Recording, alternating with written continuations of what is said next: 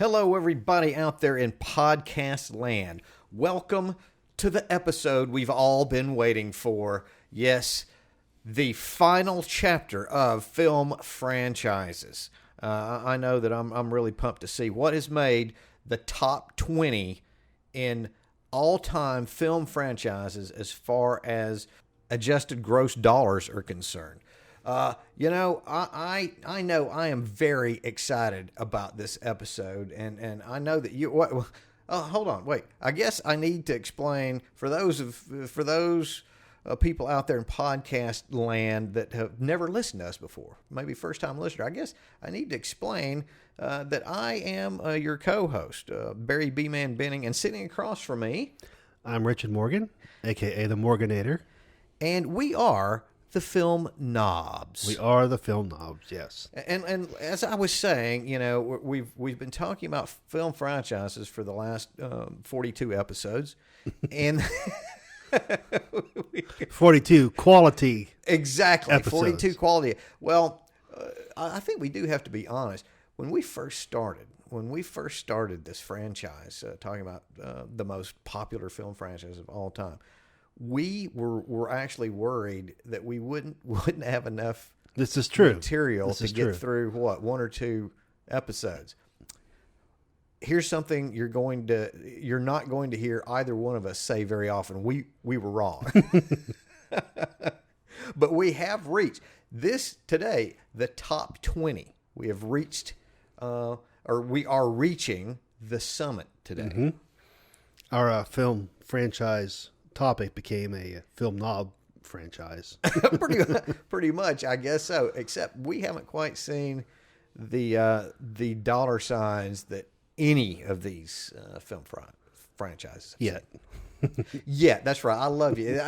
You're so positive. I like that. We're positive thinkers here, and so let's positively dive in, shall we? Right off the bat to what holds that 20th spot? I'm sure no one's heard of this one. Probably not. Something about a guy with a whip and a hat and, archaeology. He's a professor. That's Mississippi Smith, right? You're close. A little bit further north. How about Indiana Jones coming in at number 20? Well, I guess I guess it's a little more successful than I thought. And it edged out your beloved Star Trek. Yeah, that it did.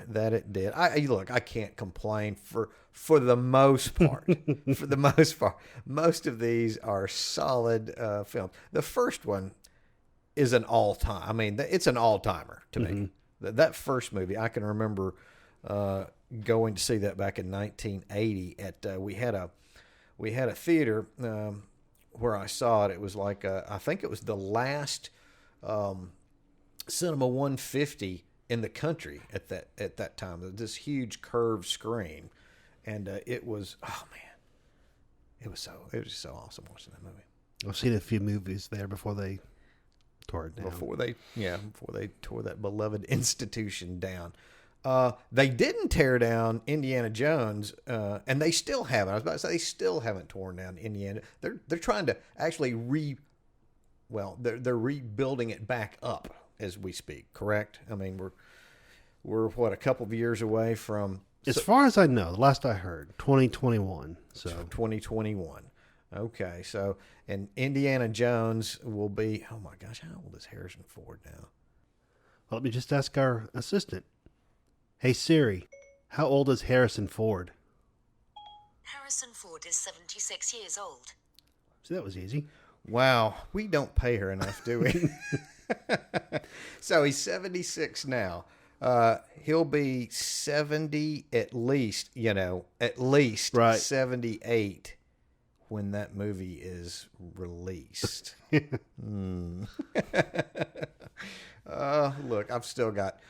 I'm going to try to be like you. I'm going to try to be optimistic, okay? I'm going to say I'm hoping for the best. Hoping for the best? Hoping for the best, right. Nope, I'm just going to leave it right there. I'm not going to finish that sentence. So, we've got how many? And we've got 4 episodes, I guess, 4 titles in the franchise right now. What does the original stand at right now? It's got to be pretty. Is it in the $1 billion club? It is. Yeah. Okay. Great. It is just over adjusted gross. Right. Adjusted. And so, what about the rest of the titles coming in afterwards? So Indiana Jones and the Temple of Doom came out in 1984 to the tune of $816 million in adjusted gross. Off of a what budget? What kind of budget are we Just talking over $68 million. Wow, that's still, you think about that. That's pretty Adjusted budget. Right. That's still pretty cost effective. Mm-hmm. I mean, it's not like Spielberg and Lucas went, nuts there. And I guess we need to say that for the first film, the adjusted budget was $56 million. So Incredible. yeah. And so, all right, so 816, right? The adjusted gross. Right. And then what about when Sean Connery was introduced as Daddy? So Indiana Jones and the Last Crusade came out in 1989 to $972 million adjusted gross. And the budget for that one was just over $98 million adjusted. Right. So up a little bit, but and so it took another basically 20 years until we got to the fourth installment. Yes. Indiana Jones and the Kingdom of the Crystal Skull, kind of a mouthful there, came out in 2008, and it made $929 million off of a $218 million budget. So 20 years goes by, and we bumped up the budget by $120 million, and it made back just slightly less than its predecessor. And again, we're always talking about adjusted money here, but I think that's kind of, I like this because we can get a feel of just how successful or not successful those films are in comparison to anything that's coming out right now. And you said, that was a mouthful, right? It was definitely full of something in that last one. Not a fan of Crystal Skull. And now, so we're going to be what, 13 years in, I guess, from that installment to the next one. Mm-hmm. Fingers crossed. So do you have any sense of, I really don't know do we know what a plot is to any degree? I haven't seen anything. Okay. And there may not. Yeah, I haven't really either. So far, it's just called Indiana Jones 5. I don't know if it should be interesting. Yeah, if they're going, I would think they've just got to find a counterpart, a younger counterpart, I would think, in the movie, like they did with Shia LaBeouf. Although that didn't turn out so well, I didn't think. So maybe they won't go that route. I don't know. That's kind of a weird plot twist, I guess. To throw Shia in the mix. Yeah, I never bought that for a second, really. No. That movie was pretty inert. All right. Well, Indiana Jones definitely lassoed a few bucks. Made the tail end of the top 20. What could be above Indiana Jones? Well, it would certainly take a super franchise to top Indiana Jones, which we have one. I don't get it. What? Superman. The Superman franchise. Oh! coming at number 19. Wow. All right. Well, yeah, it would. That is a pretty super franchise indeed. Well, some of it. And here's going to be the question: what all constitutes? What gets in? Does Man of Steel and these last couple of DC Universe, DC EU movies? I would assume that they do get in. They do. They're added on to the Christopher Reeve movies and that boring Bryan Singer movie in 2006. So just to recap, I didn't originate the list. The list actually came from the numbers.com. Right, yeah. So this is a modification, an enhancement from their list. From theirs. Okay, gotcha. So they include all of the... Right. So does, I guess if Indiana Jones can crack the $1 billion club, that first, Christopher Reeve can do it. Yes, surely. it did. To the tune of $1.17 billion. So yeah, it cracked it. Adjusted gross.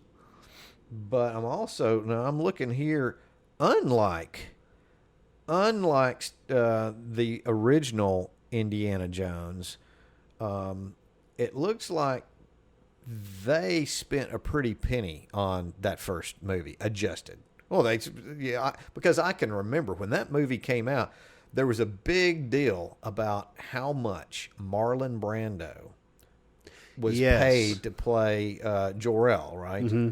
And I think he was paid at that time $4 million, and he had, I don't even know if he had 10, 12 minutes of screen time, mm-hmm. maybe. It's ridiculous. So what was the overall? If he got paid $4 million for that little bit, what was the overall budget? So the adjusted budget was $215 million. So that movie needed needed superpowers and like we've talked about in prior episodes. That's not even including the P&A, the prints and advertising, which we've heard it's at least the same amount as sure the budget, the production budget. So that thing had to make a lot of money. I do remember. I was very young when it came out, but I knew by what I read that there was going to be an awful lot of pressure to make that kind of money back. So what about the sequels? How are they? How did they stack up? Nowhere near what the first one did in '78. At least for the Reeves movies, right? Because I know, right. I know Superman 4 was a pretty big bomb at the time, if I remember correctly. So the budgets for the Superman movies decreased after the first one. And so that's kind of in opposition to what we've been used to. Right. And for Superman 4, it showed. So the adjusted budget was only $38 million. And if I remember, couldn't you see like the wires? Yeah, I've never seen that, and I wish now that we're talking about it, you know what? I think I'm going to find that, and I'm going to I may have to make myself sit through that, but I have heard that the effects are just so chintzy and cheap and obvious and seen versus supposed to be seamless, but they're actually seen. Right. It's just, like I say, it's so ironic. The original cost so much, and did so well, and by the time we got to the Quest for Peace, it didn't. What was the adjusted budget on that again? $38 million, is that right? And it grossed back. It couldn't even make that. No, couldn't even make that at $25 million. Mm-hmm. So that it fell a long way. That was definitely. I guess Superman 3 was kind of the kryptonite in a way, right? I mean, that movie was terrible. It wasn't very good. That had Richard Pryor, right? And that was another, made most of the worst, of the year list I can remember from that year. And then, by the time they did the fourth one, oof. and it wasn't until how long did we have to wait until the rebirths of Superman? So 2006 was the Superman Returns with, I believe Kevin Spacey was Lex Luthor, and Brandon Ruth was Superman. Yeah. Unlike Christopher Reeve, who came out of nowhere to make, everybody still knows who Christopher Reeve is, and I'm sure he's I'm sure Brandon's a great guy and everything, but the same fate did not happen here. And I saw that one in the theater, and I remember it being partially in 3D. It was so expensive to do 3D technology at the time that they only did part of the movie in 3D, and they had a little icon to put on your glasses. I didn't know that. And take off your glasses for the 3D segments.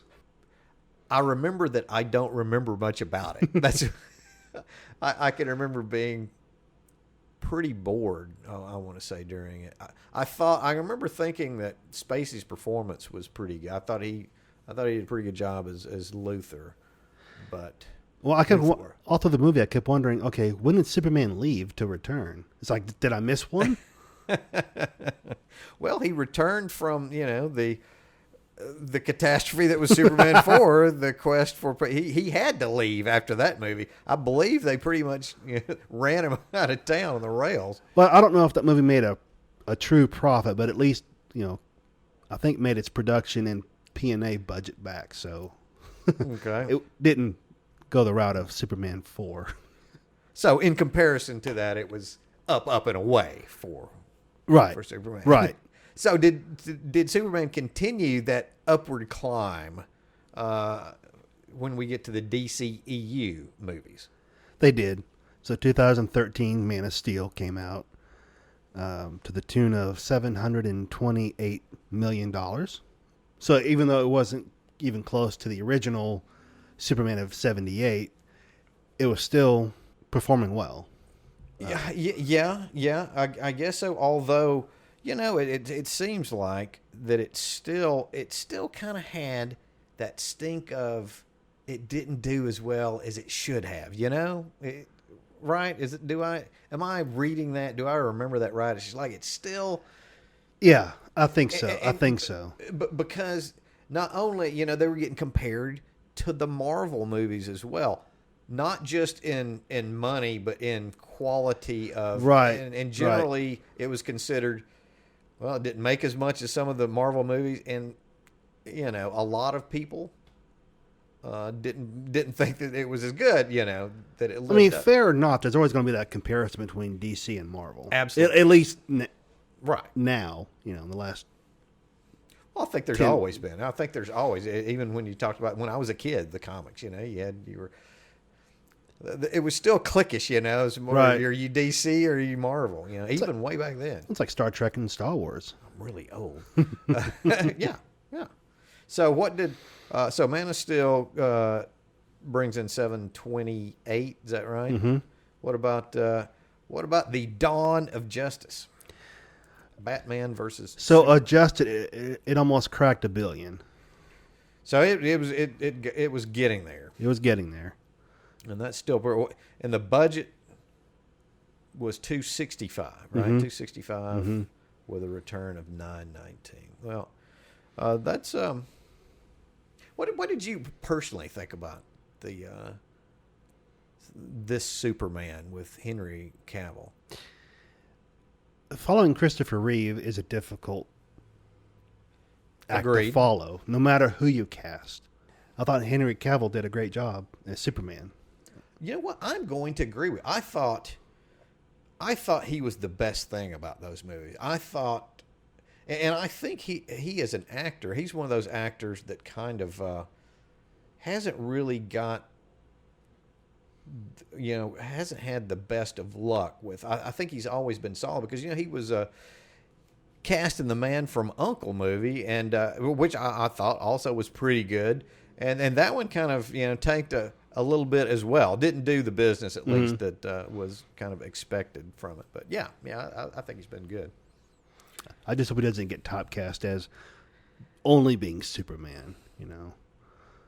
I hope he can branch out and find other roles because he's a fantastic actor. I agree. I really like the guy. Well, I mean, are we sure though that he's? I can remember last year, I believe, where it was up in. I don't know if it was the Hollywood Reporter or somebody seemed to intimate that he was not going to go back to Warner Brothers and reprise this role. So I'm not sure if he's in or out, or if there is there going to be a Man of Steel too? I really don't know. I think it's up in the air. Okay, so based on who you talk to and what report you read. Right. Yeah. Okay. Well, hopefully. I mean, I know I've kind of come down a little bit on some of the DC movies, but I think that is a bright spot in it. As far as as far as he's concerned in that role. I think that's something that they should continue to build on. Okay, so we're going to give a little bit of a cold shoulder to the next one on our list. Coming at number 18 is Ice Age. Well, I like the original movie. I've only seen one other one. I don't really remember. I can remember thinking this is a pleasant, movie for kids. But I don't know. I remember who's in it, and I remember the little squirrel that keeps chasing the acorn. Scrat. That's Scrat. Scrat. Right. Actually, that may be the thing I remember most about that too. Well, since obviously neither one of us know a whole lot about it, other than I tell you what, it is number what? It's number 18. Number 18 with what's the? Let's go ahead and give an overall franchise gross for that. So we'll kind of have a. Okay. $3.78 billion. So just barely ekes it out over Superman. Right, and there's 5 titles in the franchise. So from Ice Age, that's all I've got on Ice Age. Good job, Ice Age, cracking the top 20. And that is, I mean, that's because when I talk about animated movies, and I'll be honest, I'm not the expert on animated. I certainly watch a lot of them, but I'm not as much an expert as some. But that's not one that usually comes up when you're talking about animated movies. Not unless there's one coming out. Well, now even then, I don't know how much. I can't remember what the last one did. I didn't think it did that. Didn't think it did that well. But so what do we got moving on from Ice Age? So if we jump over Ice Age, where do we land? we land at number 17 with Twilight. Well, I've actually seen, I believe there's 5, right? There should be 5 titles there because they broke Breaking Dawn into 2 films. Is another one of those. Let's figure out how to make more. Figure out how to make more money, squeeze more money out of this thing. I saw every film, but I even saw Breaking Dawn Part 1, and didn't see the second one. So that might tell you a little bit about, I guess, my thought. I didn't think they were as bad as some people thought they were, if you just take into context what the movies are, right? I mean, they were, young, a lot of young girls and and young boys, but mainly it was marketed to young girls, right? For what that was, I guess it was all right. I may get a lot of laughter, I may get a lot of hate mail for that. But I guess in the end, still the most positive thing I can say about the Twilight series is, hey, it got a lot of younger people to read. There's not a whole lot of that anymore. And I know the reason I'm not making excuses for why I saw all those movies, but, my girls, I have a couple of girls, and they were the right age, for these movies. So I took them to see that. And to be honest, since I didn't see the last one, I don't know if they bothered. Of course they were older by the time that was released. I don't know if they even saw that one. How did that series break down, numbers wise? All right, so Twilight came out in 2008, and its budget was only $43 million adjusted, and it pulled in $475 million at the box office. Nice. Twilight Saga: New Moon came out a year later, slightly bigger budget, and it doubled. Wow! So at the box office. So its intended target audience obviously ate it up and loved that first movie. Mm-hmm. Like I say, I thought it was, it was technically well done, not as bad as some people say. But yeah, that's a pretty big. The budget went up to what, $60 million, mm-hmm. And like I said, it close to doubled the gross. What about for the succeeding movies then? So I guess I'm looking at the release dates, and all these came out within a year of each other. So Eclipse came out in 2010, and it made even more money at the box office to the tune of $826 million. Its budget also increased to $80 million. Breaking Dawn Part 1 came out in 2011, made it $780 million at the box office.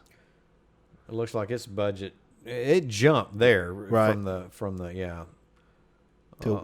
others to what is it, 144 million? Right, adjusted. And then Breaking Dawn Part 2 came out in 2012, and it almost cracked $1 billion at $920 million, adjusted, off of a $151 million budget, adjusted. So everyone came back pretty much for the audience I'm talking about, came back for that last, but they wanted to see how the series ended up. So I guess for the most part, the core audience seemed to be happy at least up until that last film, which I have no idea. I don't know how it ended. I started watching the saga on Amazon Prime when they had it, and I think I made it through 2, maybe 3 of them. And I thought they were well done. It just wasn't my not your thing. Well, they are basically it was YA novels, right? So tell me, Morganator, were you team? Let's see here. What was it? It's team Edward and team Jacob, right? Mm-hmm.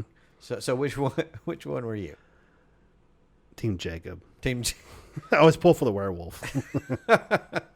Well, the vampire now, though. We just talked about Superman, right?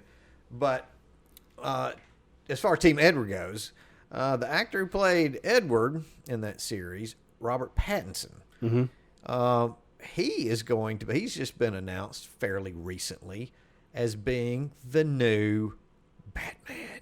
I'm Batman. Oh, surely he's not going to. All right, look, I know, Robert, that you're probably, I know you're a film knob. You've got to be listening. Surely you're out there. Please don't do that. Please come up with something. Please come up with something different than your voice. He could do the Venom thing. We're Batman. Right. Jumping from one franchise heartthrob to another, coming at number 16 on our list is Pirates of the Caribbean. Pirates of the Caribbean. Well, Johnny Depp.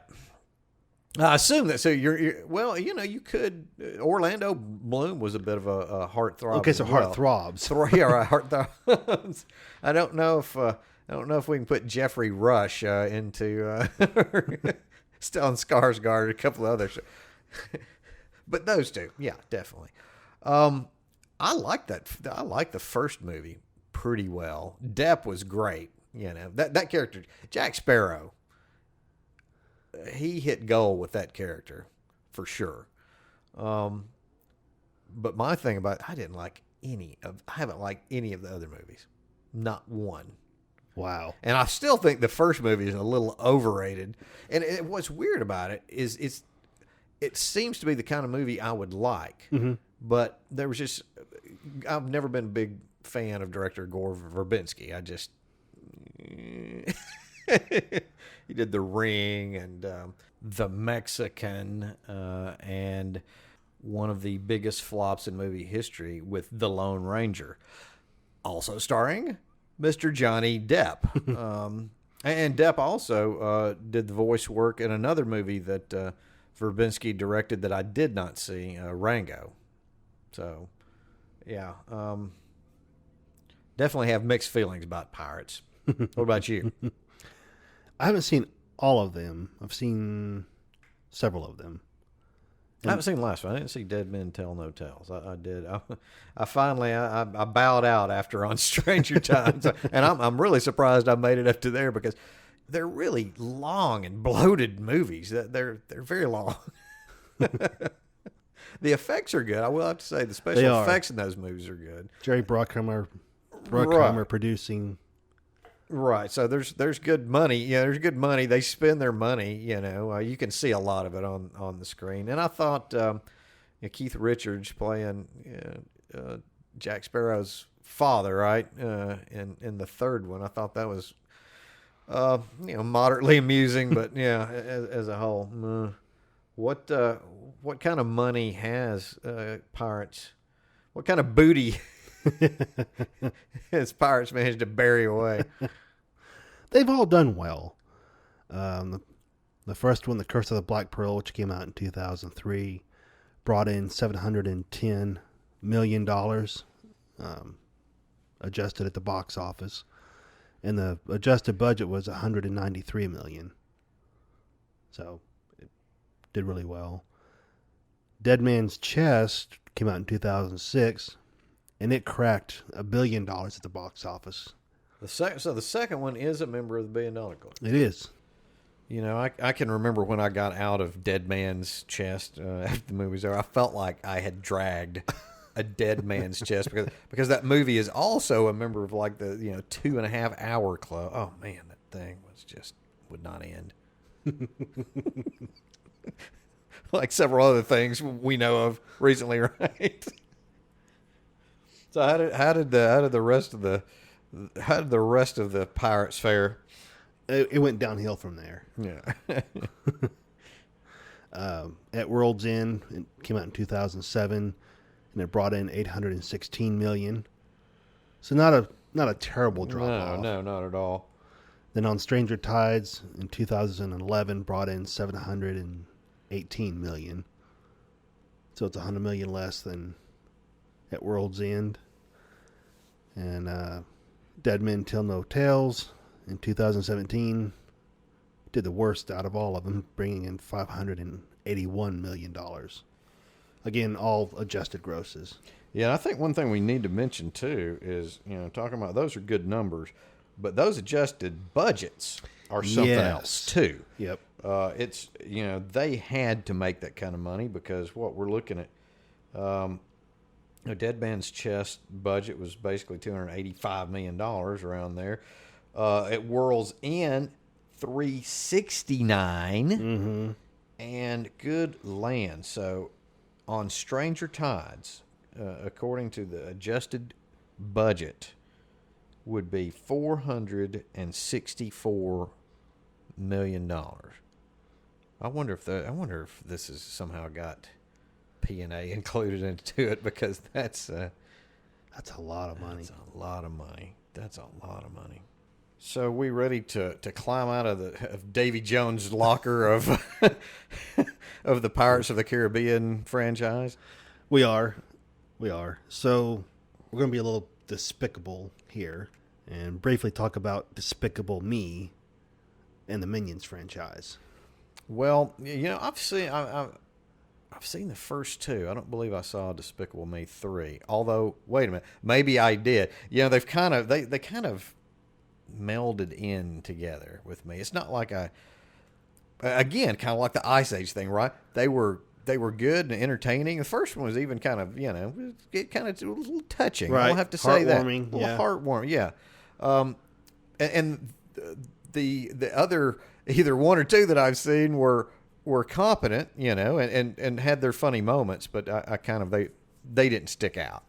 I remember the Minions movie more so than the Despicable Me movies. Of course, I think I've only seen the first Despicable Me. Yeah, and I did see how many Minions? There's just been the one Minions movie, right? And that was, again, that was all right. There were some pretty funny things there. I don't know if it was great. It started to kind of, by the time it was over, I was ready for it to be over. But that's about all I know. What kind of total? So it lands at number 15 on our.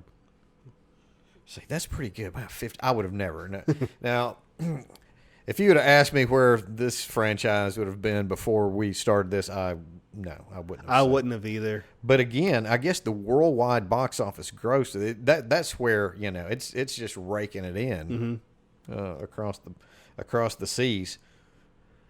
So the franchise total, which, there's four, like you said, there's 4 movies in the franchise, Wow. It cracked $4 billion. And I'm looking at something else. We're talking about, so it made the gross was $4 billion, right? Uh-huh. A pretty penny. The franchise profit per title average, I'm looking here. You said there's only 4. Right. Is $925 million per. Adjusted. Yeah.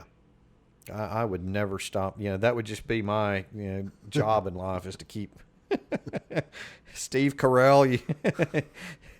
You will do nothing more than voice the supervillain Gru.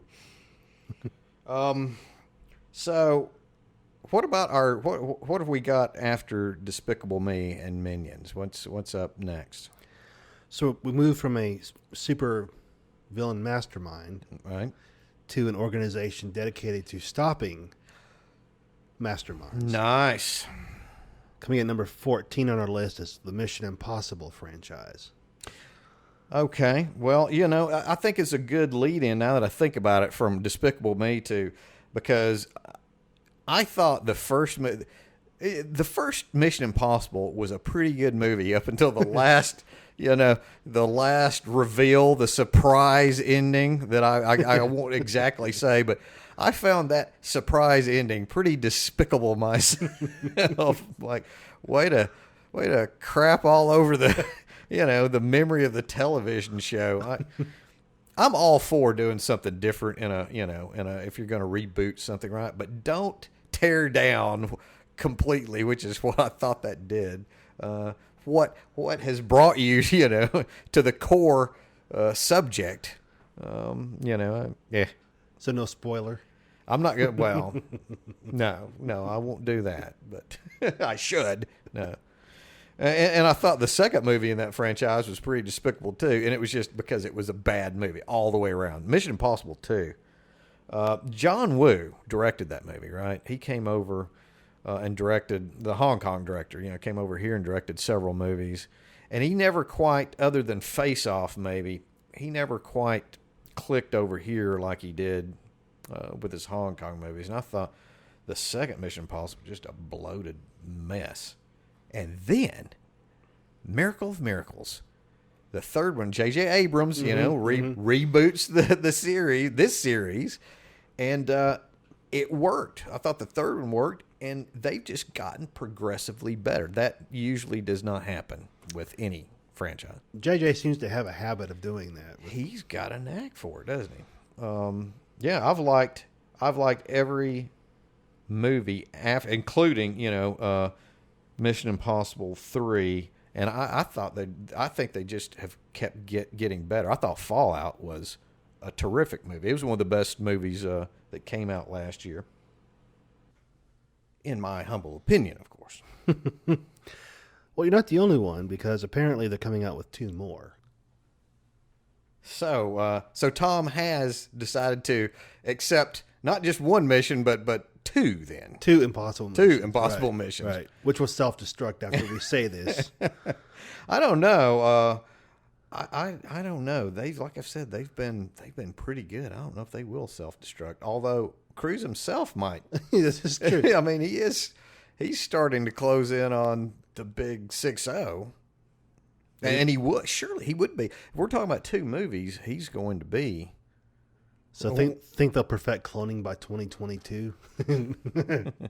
Well, they may have already perfected it, beforehand, because some of the stunts that I've seen him, do in these last few movies, I'm not so sure he hasn't been cloned earlier. Imagine, being the insurance company that has to insure him. See, that's one thing I don't really. Oh, so our big movie star, we're going to strap him on the side of a big jumbo jet, and yeah, that wasn't CG. No, that was actually done. That's just nuts. Well, what's nuts is how much these movies have made. Well, tell me, how much have they? What are we talking about here? The first Mission Impossible movie came out in 1996. And it raked in $741 million at the box office, adjusted. And the budget on that one was $130 million. So it was a big budget movie.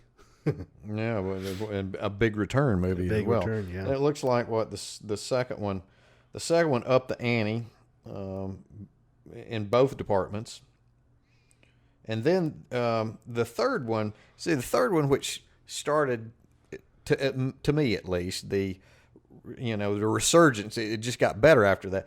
The third one only it brought in $300 million less than the second one, but I think, we've talked about this before. I think maybe that was an effect of it was just not, the second one wasn't received very well by audiences or critics. Mm-hmm. So it kind of took a hit. Kind of Mission Impossible 3 took the bullet there for for that mission, and then it started going back up after that. Right. So 2011, Ghost Protocol brought in $785 million. So it outpaced the first one. Then Rogue Nation in 2015 brought in $739 million. And Fallout brought in almost $800 million. So yeah, they've been sure and steady since after the third one. I mean, 785, 739, 796. Since so J.J. Abrams. right. It's been a very consistent moneymaker. So I'll be curious to see what 7 and 8 do when they come out in 2021 and 2022. Yeah, I rarely will you hear me say, I'm really looking forward to the 7th and 8th installments of this movie franchise. Like our podcast. Franchise. Well, yeah, we're working our way. But just like Mission Impossible, ours are getting better too. I agree. Of course, I'm biased, but... Shh, don't tell them that. Let them think you're objective. So, moving on from one impossible mission franchise to a franchise that was kicked off by an impossible mission. Coming in at number 13 on our list is Shrek. I actually like all three of the first, I guess the first three Shreks, I should say. Boy, let's try that one again. No, yeah, I know Shrek, the third, kind of took a little heat, but I want to say I remember, I thought at least it was okay. The first one was great. Right. So when it came out in 2001, it brought in $708 million at the box office.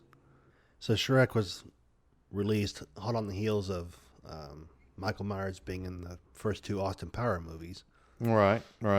And then and Eddie Murphy, I guess, he was hot at this time, right, for some of the Disney movies that he had kind of restarted, re-kicked his career. Right, The Nutty Professor. Right, and several of those movies. So, yeah, and the voice work there, and Cameron Diaz was, good lands, I can't remember the... Princess Fiona. Yeah, Princess Fiona. And of course, John Lithgow was... Oh, yeah. King Farquaad, yeah. Who, it is said... looks suspiciously like perhaps an unnamed head of Disney at one time, and this movie made by someone that was with Disney before, and nice. And King Farquaad, one of the best digs in movie history. The kids didn't get that joke, but adults, I think adults who knew the score about who was producing that and where he came from probably did get that. To be a fly on the wall. So Shrek 2 came out in 2004, and it cracked the $1 billion mark. So it joins the $1 billion club. Nice. For the adjusted gross at $1.2 billion. And it is the highest out of all of them. Highest grossing one out of all of them. And so, like I said, I didn't see Shrek Forever After. The reviews weren't very good, and by that time, I'd kind of figured, all right, it's over. So you don't count Shrek Forever After? Well, I haven't seen it, so I can't discount it. Yeah, right now, I mean, Shrek the Third is the final for me right now, but I can't say that I I discount Shrek Forever After. Haven't seen it, nor did I see Puss in Boots, which I didn't remember made as much money as it did. We're looking at 627. Mm-hmm.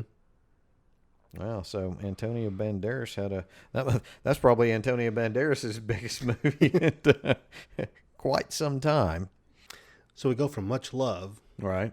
for Puss in Boots to a franchise that the love may have waxed and waned depending on. Okay.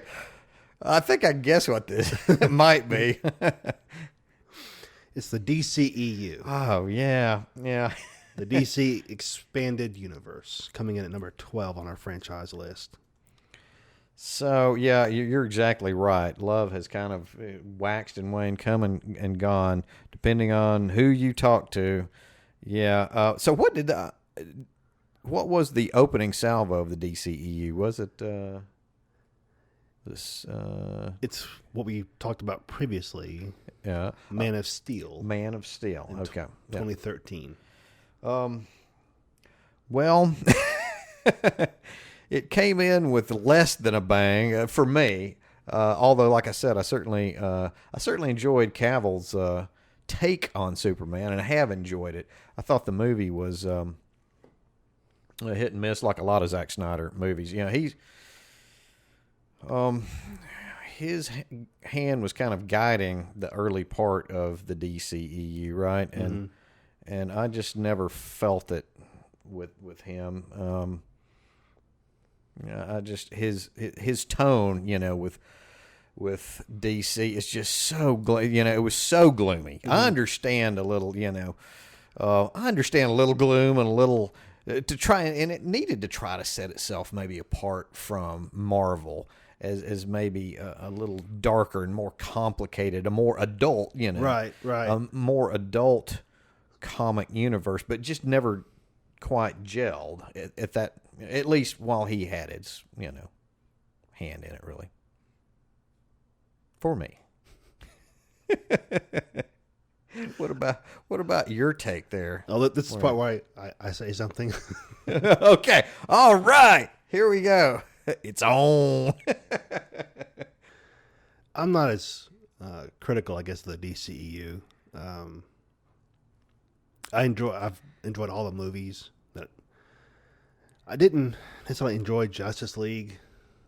Yeah, I agree. I think that's the weakest. But you liked Aquaman. I did, and it seems like they kind of found their footing after that movie. They had for me, it's really turned around a little bit after that movie. With Wonder Woman seemed to be the movie that turned it around, right? Mm-hmm. That came, and I'll have to make a full disclosure. I've not seen Suicide Squad, so I can't say anything to for or against that movie. But I've certainly enjoyed Aquaman and Wonder Woman and parts of the Superman movies. I saw Suicide Squad and I enjoyed it, but I was also disappointed with it. How's that? Just the ending just seemed anticlimactic, maybe. Yeah, it just petered out there at the. Well, it's going to be interesting to see how. I guess I'm going to have to watch it because we've got another Suicide Squad coming up. I don't know when it's supposed to be released. Yes, 2021. Oh, and looking here, I forgot too. Shazam was out early. I really liked that movie too. By the way, just to get in my love. I do have some love for the DC movies. These last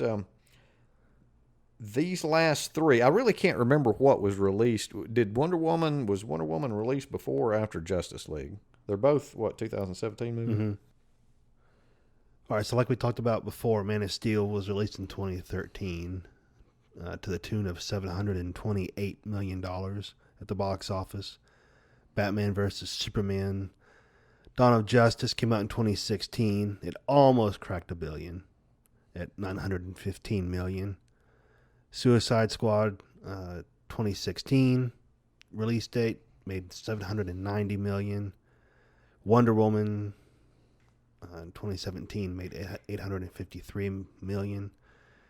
Justice League, also in 2017, brought in $682 million. Aquaman in 2018 joins the $1 billion club at 1.16 billion. And Shazam, I don't know if all the numbers are in for that. right. Yeah. So the numbers I have here is 267 or 268 million. But yeah, we're not for sure. Yeah. Okay. Well, you know, I've certainly, like I said, I've enjoyed that series once it's kind of, you know, it's lightened up a little bit. Wonder Woman wasn't, you know, that was still pretty dark too in places, certainly. But these last two have been a little bit more relaxed, let's say. Well, just like the DCEU transforming itself, Right. leads us to our next franchise on the list. So this is going to be my favorite director, right? Oh, you peaked? Well, you know, I'm starting to get your segues now. I know, you know, I know you've been. I'm listening for what you're saying. I'm going, oh, yeah, transforming. It's got to be the Transformers, right? Right. And so they're coming in at what number on the list? At number 11. Number 11. And much to your surprise. Wow.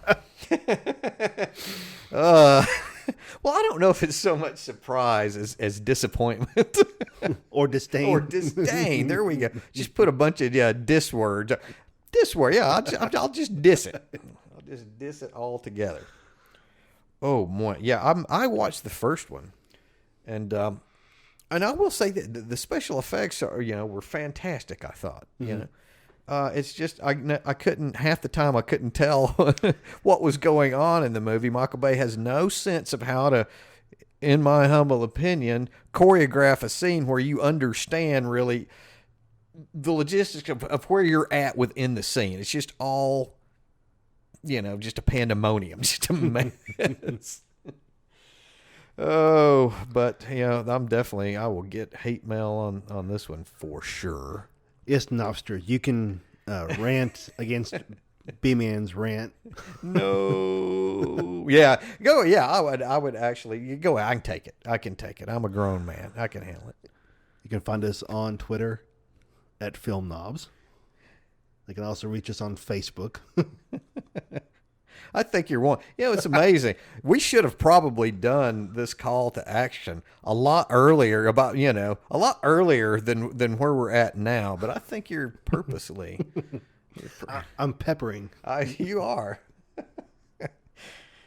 So what is your take on the Transformers movie? You've seen all of them, haven't you? I bet you've seen everything. I've seen all of them except for Bumblebee.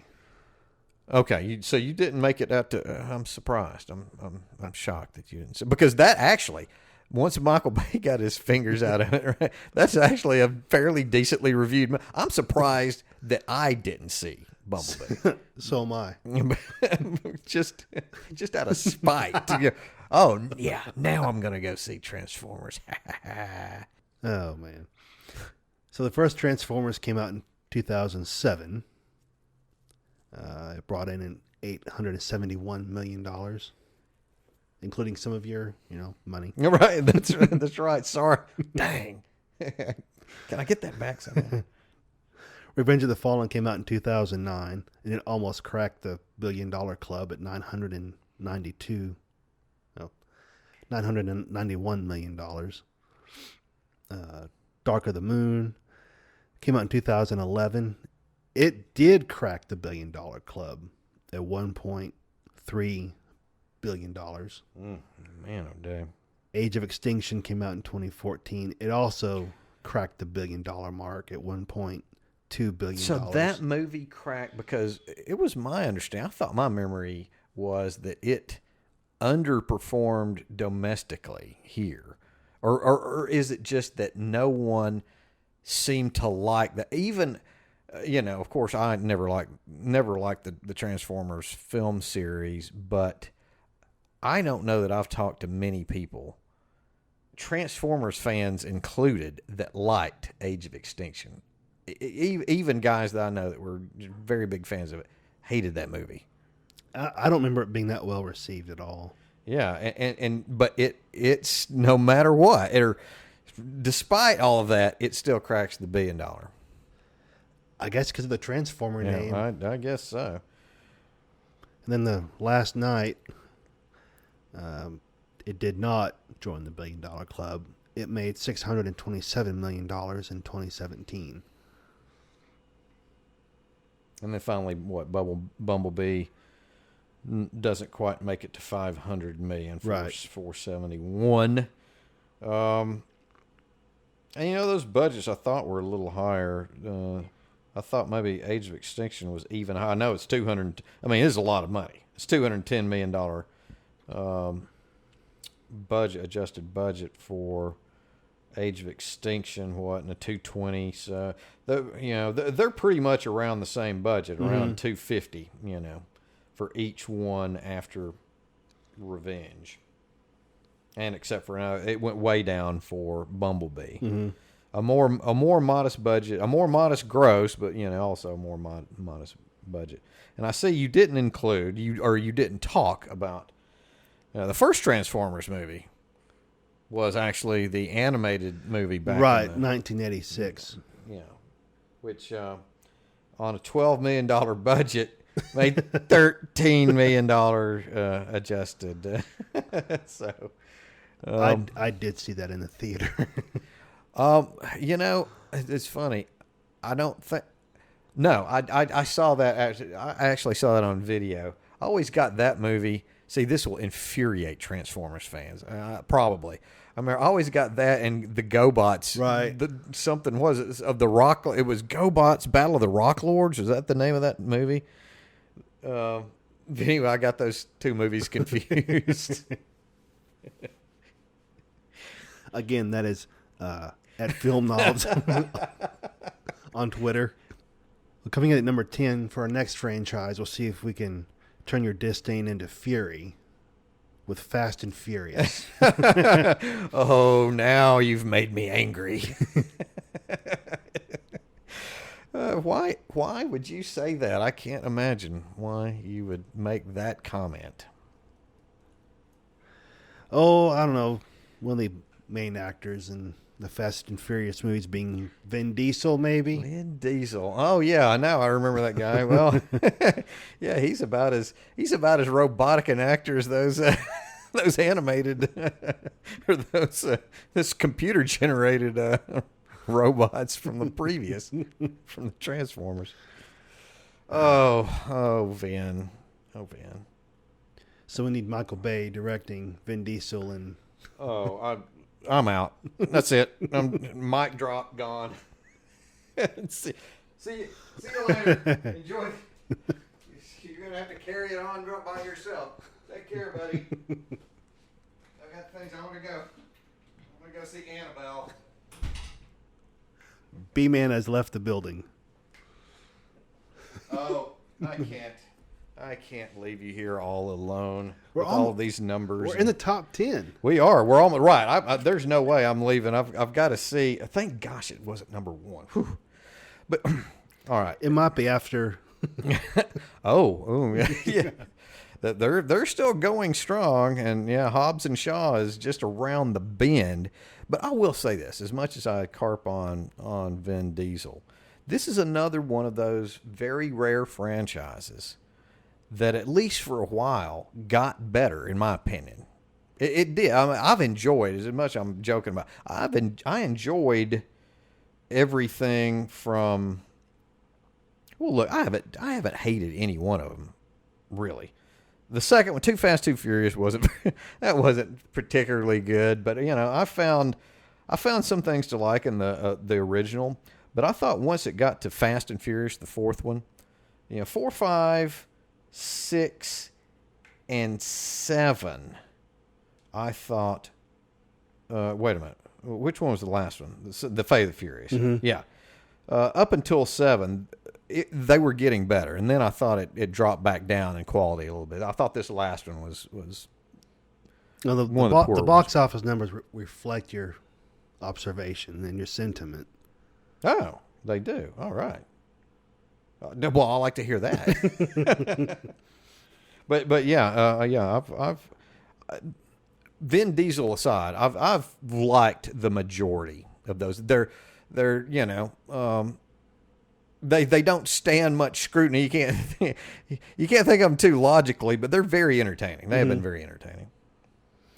So the first Fast and Furious, which is simply called The Fast and the Furious, came out in 2001, and it brought in $297 million at the box office off of a $55 million budget.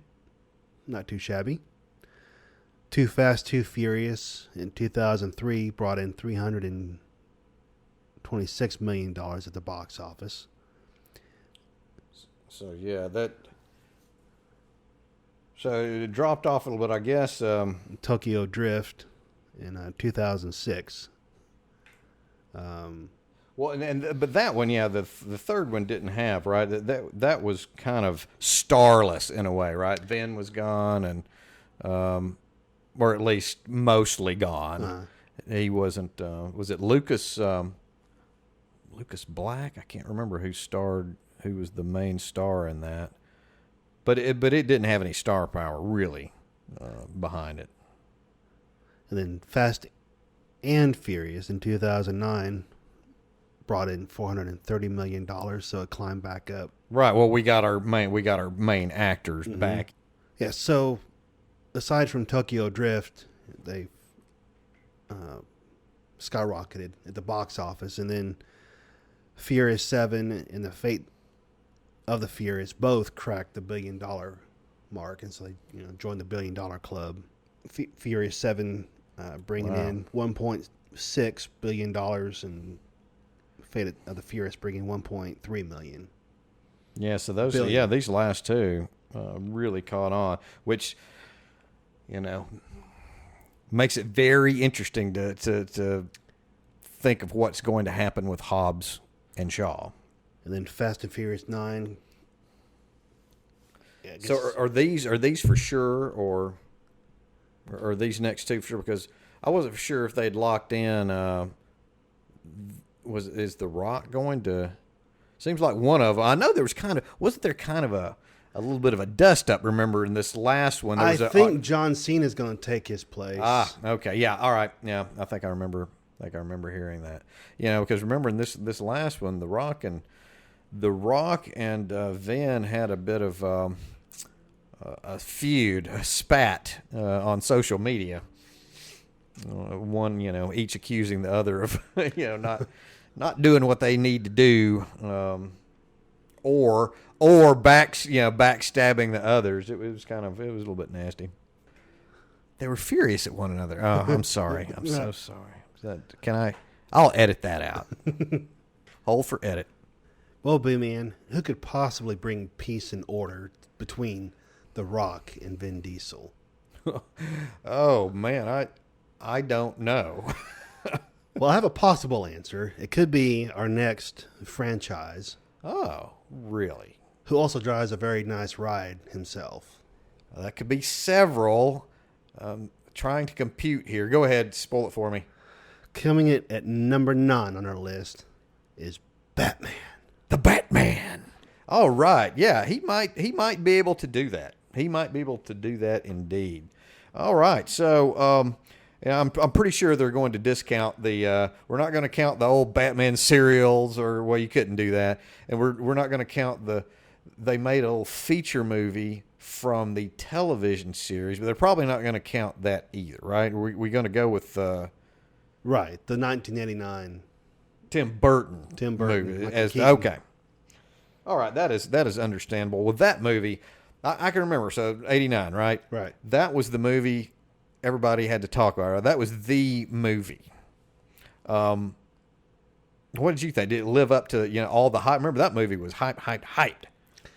I saw it maybe a year after the theatrical release. Yeah. Because my dad was in the military, so I saw it on an Air Force base. Right. Maybe a year later. I've always been a Batman fan, And when I saw that movie, I'm like, that's Batman. That's the Batman that you wanted to see on screen, right? Yeah, I can definitely see that. Michael Keaton, who was Batman in that film and in the following film, Batman Returns, he was an odd choice that I remember people, wait a minute, Michael Keaton, he's a comedian, he's a comic actor. Right. Yeah, he's Mr. Mom. How can Mr. Mom be Bruce Wayne in Batman? Right. And he did, to me, a great job. He's my favorite Batman, probably my favorite screen Batman. I could see that. Have you got a favorite Batman? Any of those? I'm more partial to Christian Bale as Batman. So you like Christian? I mean, raspy. There's something about the whole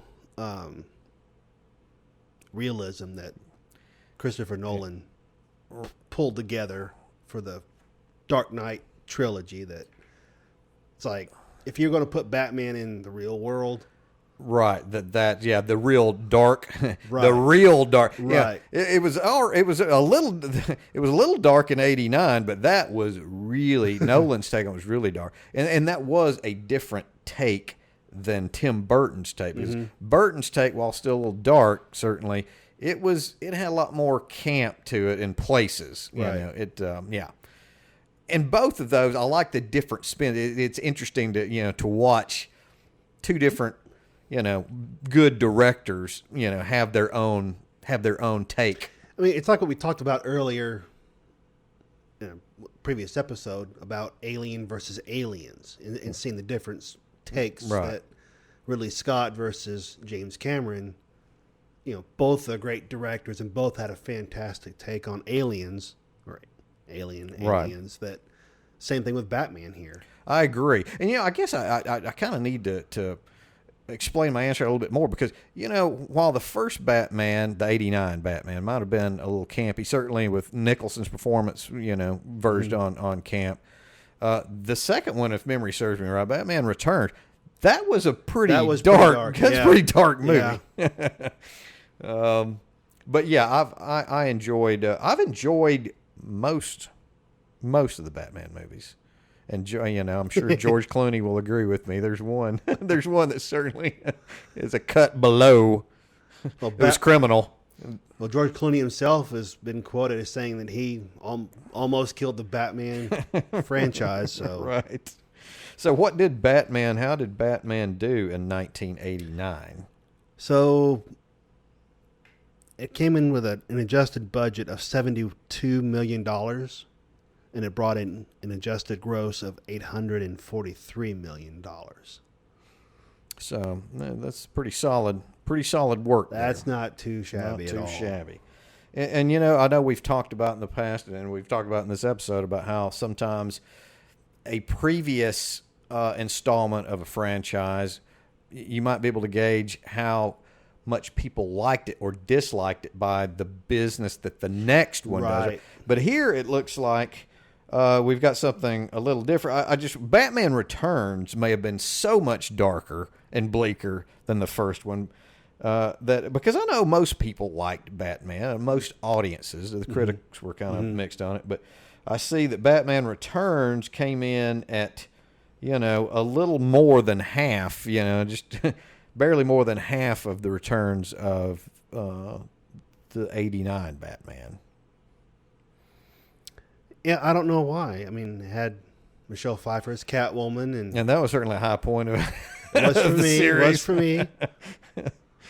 And then Danny DeVito as Penguin. Right, yeah, but you couldn't have, he was the perfect, they were both, perfectly cast as well, but, it didn't do, and plus the adjusted budget was 145 versus that 72 million, basically, so, the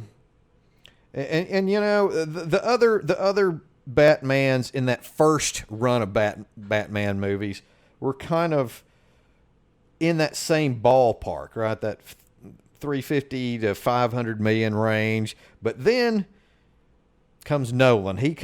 We had a break from what Batman and Robin pretty much killed it off for a good 12 years, right? until Nolan gets his hands on it. Or excuse me, actually 8 years, because Batman Begins came out in 2005. And that was a slight improvement over. I guess people were gun shy. Slight improvement, right? But again, now we can go back to our original hypothesis. Mm-hmm. Batman Begins was very well received by critics and audiences. They're like, oh, this is good. The next one, The Dark Knight. Well, how much did that make? Well, it joins the $1 billion club.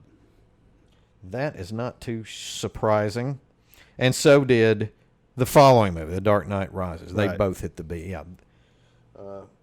And then The Dark Knight, of course, we would be remiss not to mention that movie had one of what I think is the all-time great villainous performances in movie history. Mm-hmm. Heath Ledger as the Joker, that was a revelation. He was always a good actor. I always enjoyed him, and most of the things he did before that. But that one still came out of nowhere. Yeah, I don't think anybody expected that role from him, that performance from him. Yeah, he seemed to he just seemed to inhabit it just possessed him. It's like you believed he was the Joker. Every second. You're right. And that's what, hey, look, most actors tell you, most of the good ones at least, right, that what they're after is a bit of the truth, right? Right. They want to show some kind of truth in our human existence. Well, Ledger found a lot of scary truth in that performance. Mm-hmm. If you compare the Jack Nicholson Joker compared to Heath Ledger, you would think that there might be a chance that the Jack Nicholson Joker might let you live. Yeah, you are not. He might torment you like a cat or something, right? Right. But yeah, the Heath Ledger Joker. No. Yeah, you're dead. That whole, you want to see a pencil disappear. Bam. Oh man. And then they're counting Batman versus Superman: Dawn of Justice in this list as well. So that gets a double dip, huh? Yeah, I guess there's kind of no way around that. What did you think of Affleck? What did you think of Affleck's Batman? I like bringing in the Frank Miller aspect for the Batman, and I thought Affleck was a good fit for that role. It's going to be curious to see what they do with Robert Pattinson's Batman in 2021, and to see what kind of storyline they have there. Yeah, I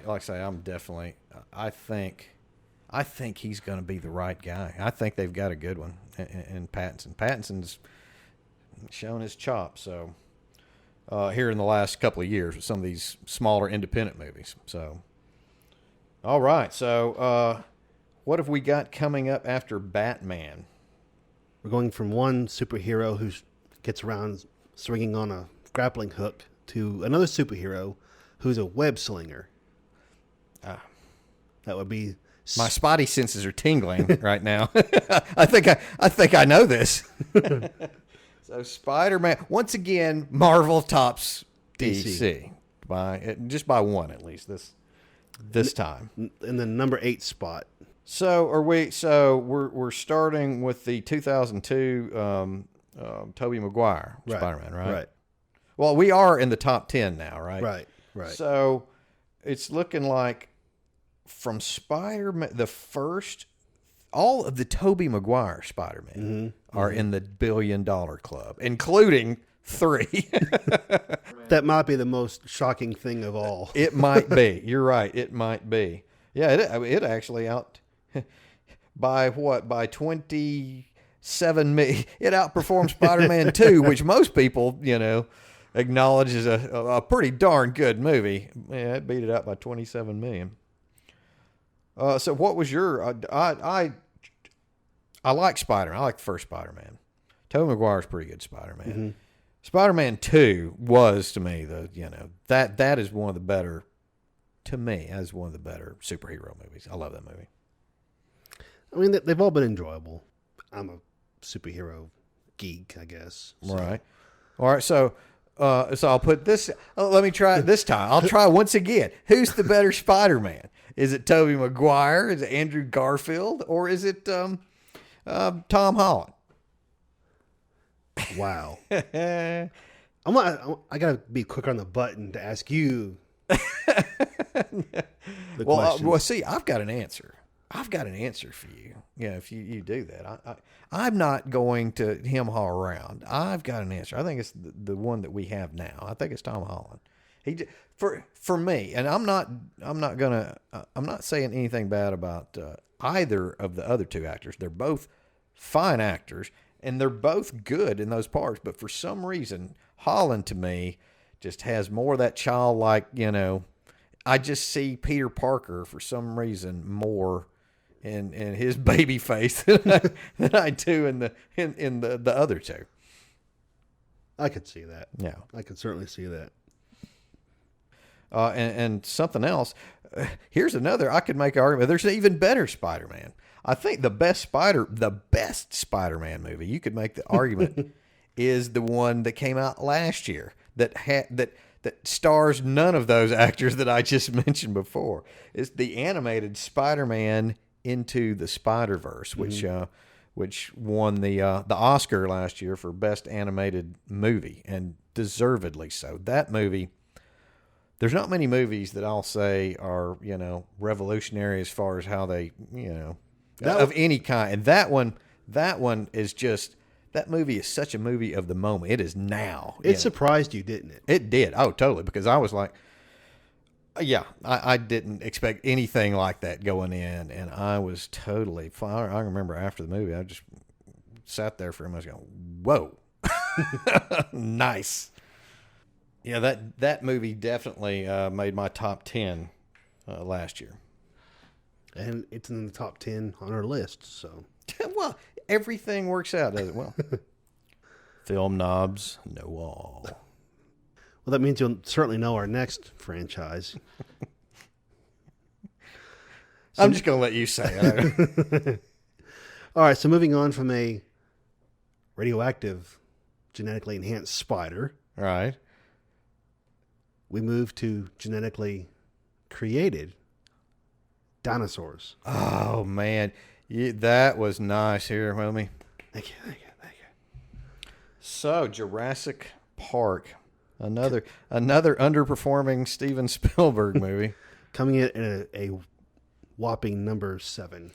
Yeah, and I think we haven't mentioned, since we've got here to this, we're in the now we're hitting the $6 billion movies as far as franchises, I should say. Adjusted gross. Right, indeed. Jurassic Park in 1993, and that's another one of those movies you just immediately sat down. It's like, whoa. It was an experience. Yeah. I know that had to be right. I know that was right up your alley. Giant special effects, and literally giant. Literally giant, right? CG work that didn't suck. that was new. A lot of the effects there were pretty for that time, cutting edge. I've seen the behind the scenes of how they made that movie, and it's still awe-inspiring, even by today's standards. Yeah. Well, so did you feel that way about the Lost World Jurassic Park? I know I didn't. Other than Vince Vaughn being in it, I don't remember anything about that movie. Isn't that amazing? You go from one of the great special effects science fiction movies of all time to I don't remember this. I don't remember what. And I'm going to be honest with you. I don't really remember. It seems like there was a scene where they trapped in a car in a tree or something. Or was that the first one? Maybe I can't remember. I don't even remember much about it. It was definitely in the first one that they may have recreated. They may have recreated something like it. Wow. I tell you what, I actually did though. I did like the third movie, which got a lot of it did not find a lot of critical love. Let's put it that way. But I thought the third movie was a definite improvement over that second one, and it was like an old 1950s B movie with a lot bigger special effects. So And then we moved from that, and that was what, 2001, to Jurassic World, which was a world beater in 2015. Definitely. It was huge. Yeah, it's like I'm looking here. It was 1.7 billion, right? Almost 1.8 billion dollars. Huge. And I don't think. I mean, I know that certainly there was some expectation. You know, it's Jurassic Park, and it had been a while, right? Mm-hmm. But I don't think anybody saw that. Yeah, you had Colin Trevorrow directing. You know, kind of a known factor, pretty much. And then, I mean, I thought it was a good movie, but I don't know that it was $1.8 billion worth of good. You know, right? I didn't think it was. I actually, I thought it was okay. I guess up until there were so many. Even for a movie like that, there were some pretty dumb moments. You know, I mean, just like, what? No, but the last climactic battle was pretty good. I thought the effects were very good. And then came The Fallen Kingdom a couple of years later, 3 years later, which was not. I actively disliked that movie. So 3 out of 5 cracked the $1 billion mark and joined the $1 billion club. Jurassic Park, the first one in '93, is still the king of the Jurassic Parks. As it should be, right? Right. At $1.82 billion. So it'll be interesting to see what Jurassic World 3 in 2021 does. Well, yeah, especially because, again, I don't know. I don't think there was a lot of love even from the general public for the last. Well, I mean, I know it made $1.3 billion. Technically is a lot of love. I understand that. Right, but I'm comparatively. Talking about, right, I'm talking about critically, so I don't. I think you might see some drop off on the next one. Well, B-Man, speaking of drop off, that is descriptive of our next franchise. Wait a minute, drop off. We're getting to number. What are we going to be to? Number 7 is a drop off. Number 6. Number 6. Oh well, okay. What could be dropped? How could we have a drop off going to number 6? I present to you Exhibit A, X-Men. Well, okay. I think I see your point. Wow. Yeah.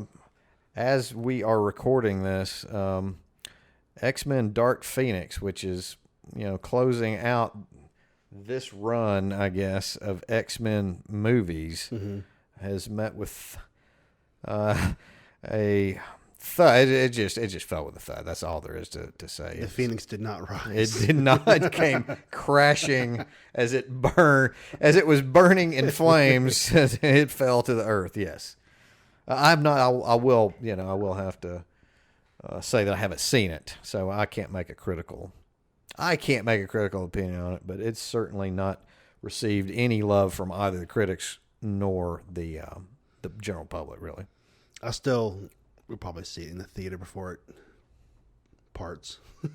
Well, and this is talking about. I hate to talk about such a good. I've really enjoyed most of the X-Men movies through even The Last Stand. I kind of, which gets a lot of crap from some fanboys. I kind of like that too.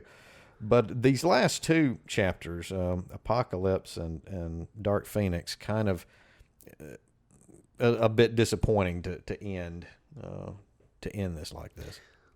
Well, maybe now that they're coming under the Marvel banner, maybe Disney banner, maybe they can resurrect it. Right, maybe this time that Phoenix will rise high. Right. So we've had several. How many total titles in X-Men according to the numbers.com, there's 11 titles that they've listed in the X-Men franchise. So they're including the Deadpool movies and so both Deadpool, the Wolverine origin standalone films. So those Deadpool movies definitely help definitely help out on the total gross. I'm looking here. I'm looking at what you've got here, and they again, certainly from the first X-Men and all the way up till the Wolverine, pretty consistent. You could pretty much count on what you were going to get box office wise between 400 and between 400 and basically 550, something like that. And the budgets were pretty much consistent too. Oh yeah, there's an outlier. X-Men: Last Stand, I guess. Oh yeah, whoa. Is the most expensive. Yeah, the Last Stand, the one that was beaten up the most critically, cost $264. That may be some.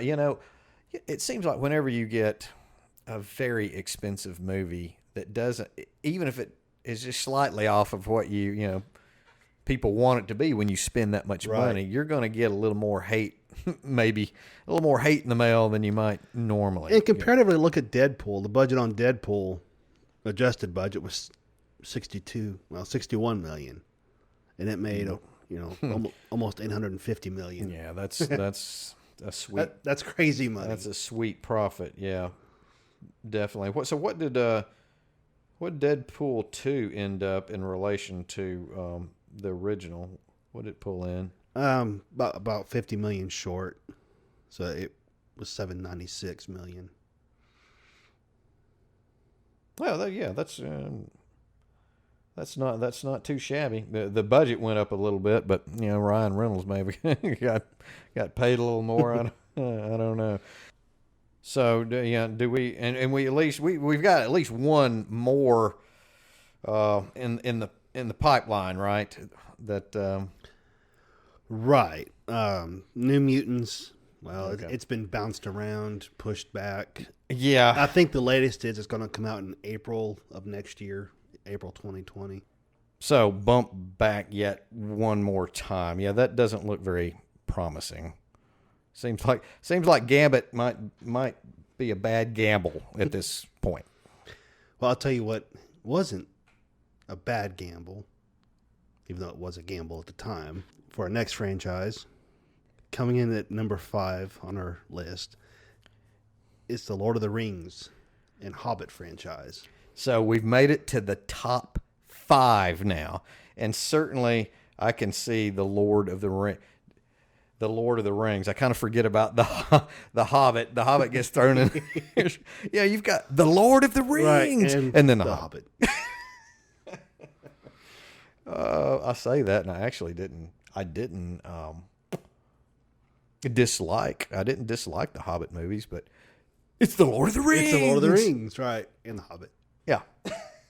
It's just funny. I mean, well, you're definitely right about the gamble back in 2000. Was it 2000, 2001? 2001. Where they filmed all 3 of those, right? Or they filmed all 3 together, or was it the first 2 and then the last one? I think it was they filmed the first one, and then I think they filmed 2 and 3. 2 and 3 together. Okay. Well, it was in whatever order they did it. It was a lot of money put on the table, and that was talking about big gambles. That was definitely one. But the payoff, I mean, well, when you hit that exacta, well, in this case, the trifecta, it pays off a lot more than just a single, right? Than a single win bet, and so all of these. Am I looking at this right? Yes. They're all in the $1 billion club. Right. Yeah. What is the total franchise gross on this series? So for the 6 films, it's an incredible $7.4 billion. So we made it to the $7 billion club now. All right. So. And again, once again, I forget. So even all the Hobbit movies too, The Hobbit, as opposed to Lord of the Rings, even the Hobbit movies made $1 billion. So what were you? Were you a huge Lord of the Rings, or are you a huge Lord of the Rings guy? Or I am. I haven't read the books. Well, neither have I. We're But film knobs. we're film knobs. We're not novel knobs. Right. We're film knobs. Although we could, partner with novel knobs and, True. Absolutely. Absolutely. Yeah, I was completely blown away. There's few movies that I have a movie experience with. All right. That transcendental, right? Right. The epiphany where you Right. sit there and see the face of God. And that was so. All of those movies, or at least the Lord of the Rings movies, did you feel that way with all three of them, or with just All three. one or all three? It's like it got ratcheted up. As far as the Lord of the Rings movies, I enjoyed the Hobbit movies as well, but they weren't the Lord of the Rings. Well, they didn't have that. No other way to put it. They didn't have that magic that. Although I will first one say had. that at the end of the Battle of the Five Armies, that the climactic battle scene, that is right up there with the Lord of the Rings movies. Right. Well, yeah. So it sounds like you couldn't. I think if I had to choose a favorite, I think I could still choose one. I would. I was always partial to the dark or to the Two Towers. I was always kind of partial to the second one. Not by a lot, but just a little. I have the Blu-ray box set of the Lord of the Rings. So you've got all the, you've got all the extended versions, Right. Right. And see, I will say, I didn't see any of the extended versions. Does it make it better, worse, same? What's your? For me, it was better. It was better to I've see. even watched the bonus content, so I've listened to the audio commentary. Watching the movies. I've Right. watched all the behind the scenes of how they made it. I've listened to the interviews by Peter Jackson. So you've put a little time into diving into that universe, Right. And if I ever get to a point where I can have my own movie theater, I would definitely want this projected on this. Just run on a loop. Right. You could run all six Right. movies just on a continuous loop, and There's only 4 left. Who is the final 4 of the movie franchise? right, all right. Well, coming in number 4, going from one great wizard, Gandalf, Right. to another great wizard who's much younger. Not quite the beard. It doesn't have the beard of Gandalf. Harry Potter. Harry Potter, coming in number 4. Wow. All right. Well, this really shouldn't be too much of a surprise that it's made it up this high. And there are if we count, and we are counting the Fantastic Beasts movies. Right. Those count. There are 10 titles in this franchise. So that also helps to inflate the money. So what kind of money are we looking at with individually with these movies? All of the Harry Potter movies themselves, minus the Fantastic Beast movies, are members of the $1 Billion Club. So every single one of them. Every single one. All the 8. I guess there were, yeah, right. Because once again, we've got we're going to split that final book into two chapters. That's pretty impressive. And I guess what the Fantastic Beasts they were relatively close, right? To the first one was in the ballpark. The second one, over half. Well, I have seen both of those movies, and I was actually pleasantly surprised by the first Fantastic Beasts. The second one left a little bit to be desired. And here comes one of the, I guess one of my guiltiest things that I have to admit as a film knob. I'm just going to go ahead and say it right now. I have only seen the first 2 Harry Potter films. I want to apologize to all of you out there, all of you wizarding fans. I have only I've read the first book, and the thing about it is it's not that I disliked those first two movies. I thought they were, well, I didn't think they were fantastic.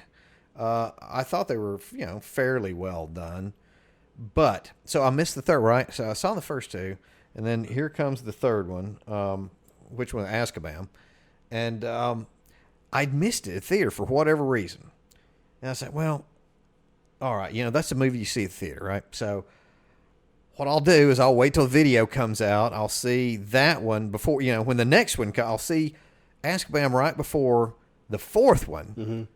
and then I'll be caught up. And I didn't do that. And then it just kept rolling down. I couldn't catch up. I just couldn't catch up to them then. So at some point, I'm going to have to go back. And I own all of these movies. So I can I can go in there and do that. I have to brace myself for the fact that there's 6 rather longish movies that I have to watch. And to be honest, I'm probably gonna have to watch the first 2 because it's been so long since I've seen those. Well, B-Man, we could have a Film Nobs movie night and binge watch all of them. We could. I guess we could do that. Well, it's gonna be a long night. It's only 10 movies. Well, 10 movies, they all run about 2.5 hours. It's going to be a film night and film day and film night again. A Harry Potter marathon.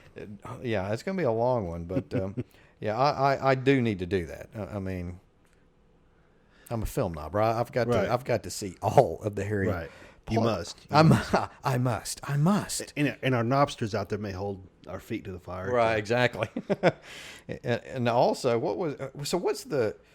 we talked about Lord of the Rings being in the $7 billion club. What about our young wizarding warrior here? Well, Harry Potter brought in $11 billion.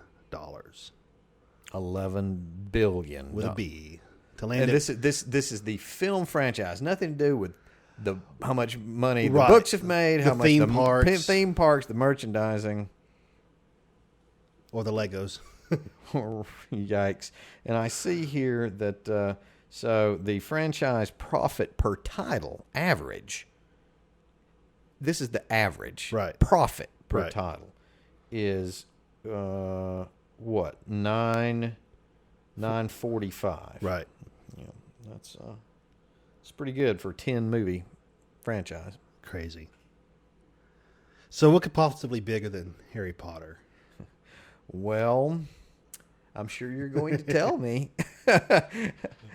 What could be? I've got a couple in mind, but I'm not for sure. I'm not for sure what order. I'm looking away. Yeah, I don't want to see the top of this list. I don't want to know what order they're in. I might know. So what's bigger than a wizarding world? How about a galaxy far, far away? Wow. Okay. I have to be honest. I was thinking that was not the one that I thought was going to be next. I thought that was going to be maybe one higher. Star Wars. Coming in at number 3. Maybe a surprising number 3, but a number 3 nonetheless.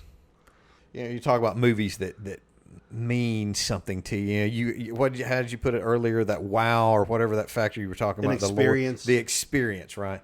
Well, certainly one of those experiences for me was when I was a 10-year-old boy, and my mom took me to see Star Wars: A New Hope. Of course, back then it was the only Star Wars. Only Star Wars. But another one of those that just came out of nowhere. I think that was pretty much expected to. Well, it wasn't expected to do. I am going to look down there now. Okay, so we've been talking about movies in the $2 billion club, or in the $1 billion club mainly. Right. So Star Wars: A New Hope seems to be in the $3 billion club. Right. Adjusted gross. Right. I'm going to say is there only one other movie maybe that tops that I can think of in the $3 billion range. I'm going to say I think Gone with the Wind is the only movie, which kind of sounds crazy to maybe some people, but hey, back in the 30s and 40s, that's all people had to do is go for entertainment. You didn't sit around the house and pick which streaming service to watch all these hundreds and thousands of movies. But that was that when I was sitting in their seat and I saw that. You see that ship.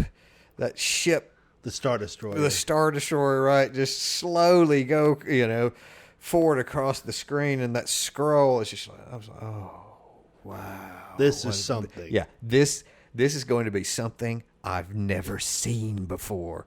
And it was good. Mm-hmm. I saw it, and it was good. And then, so how could anything top that, right? Right. Well, and then there comes The Empire Strikes Back 3 years later in 1980, which, one could certainly argue is, the best of all of the Star Wars. Which we've had this discussion. We have had that discussion before, yes. But even in the Star Wars franchise itself, nothing else even came close to Right, yeah. $2 billion. Right. So yeah, they've all been pretty darn successful, but yeah, $3 billion. That's hard. It's hard to get in that neighborhood. Right. There's like I said, I think there's only one other movie in that neighborhood. Well, maybe two other movies in that neighborhood. That might be for a different discussion to find out what exactly. Hey, we're going to have to tax you to go, task you to go create that list. So let me ask you, Morganator, why? Why have these movies been so successful? Why has this franchise been so successful? If we can answer that question, then we can replicate it. No. I think that question can be answered. It would be damn near impossible to replicate that. That's like asking, why did Rome fall, right? Well, George Lucas, and again, yeah, he had made, I want to say, he had directed 2 feature films before that. Released, I know, THX 1138 and American Graffiti. Which, right. Now, American Graffiti is another fine movie too. Certainly not. It's just a completely different movie altogether than Star Wars. But yeah, I want to say Fox rolled the dice with this one. 20th Century Fox rolled the dice with this one, and that one. Didn't it bounce around from studio to studio? I believe so. And they passed on it. Well, it's like there's so many great things end up you read like in novels too. It's like how many publishers passed on that? How many with movies? How many producers passed on that? So as successful and well loved as most of this. Yeah. What is your take on these 3 separate? We've basically got three groups of 3. We haven't seen, of course, the last one of this group of 3. But right. What has been your take from, let's say, the first 3 to the next 3, and then? Well, 4, 5, and 6. I mean, that's almost sacred. That's, right. And you're talking about episodes, right? 4, 5, not in the release order, but yeah, episodes right. 4, 5, and 6. The original, the Trinity, the Holy Trinity. Yes. And some people would say the only Star Wars, maybe. Well, yeah, we can bring out the old, what do you count? What do you count as canon? Because, I am one of those of the opinion that the second group through 1, 2, and 3, episodes 1, 2, and 3, I don't really. And it's not just so much that I actively forget. Yeah, they weren't memorable. Just as it's not me trying to force them out of my head. I really don't remember a whole lot about those 3. The storytelling was just kind of flat. It was flat. It was I don't know. Lucas just seemed to have lost his mojo somewhere along the way. Welby, man, do you think that J.J. Abrams got the mojo back for Star Wars? To some degree, yes. I mean, like he came in and kind of salvaged a little reclamation project on the Mission Impossible movies, right? He came in and the Force Awakens, I thought, was a pretty solid movie. It was my only knock, or my biggest knock, not my only, my biggest knock against it was it was a little derivative of of the earlier Lucas movies, which would be actually 4 or 5 episodes, 4, 5, and 6. Yeah, I think it borrowed maybe a bit too much from that, but other than that, it kind of had the feel. It had a little bit more of the old time feel to it, and miles ahead of the of episodes 1, right, prequels, and then the last one, certainly divisive. The Last Jedi. Not everybody felt the same way, I don't think, about that movie. There's definitely some people that didn't have much love for that. I didn't think it was quite that bad. So, I mean, it was good enough. They've been good enough to have me really, really pumped to see the last episode. I hope that they can end it on a high note. Certainly. I mean, this, despite episodes 1, 2, and 3 being so poor, this deserves a good ending. Deserves a nice ending. So maybe we'll get it at the end of the year.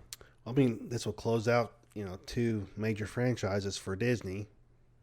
Endgame closing out Avengers. Right. Yeah, that's right. This is a big year in so many ways for Disney, and certainly for these franchises. Let's hope they go out a little bit better than X-Men has gone out with a roar instead of a whimper. Exactly. So the Star Wars franchise itself has grossed over $15 billion.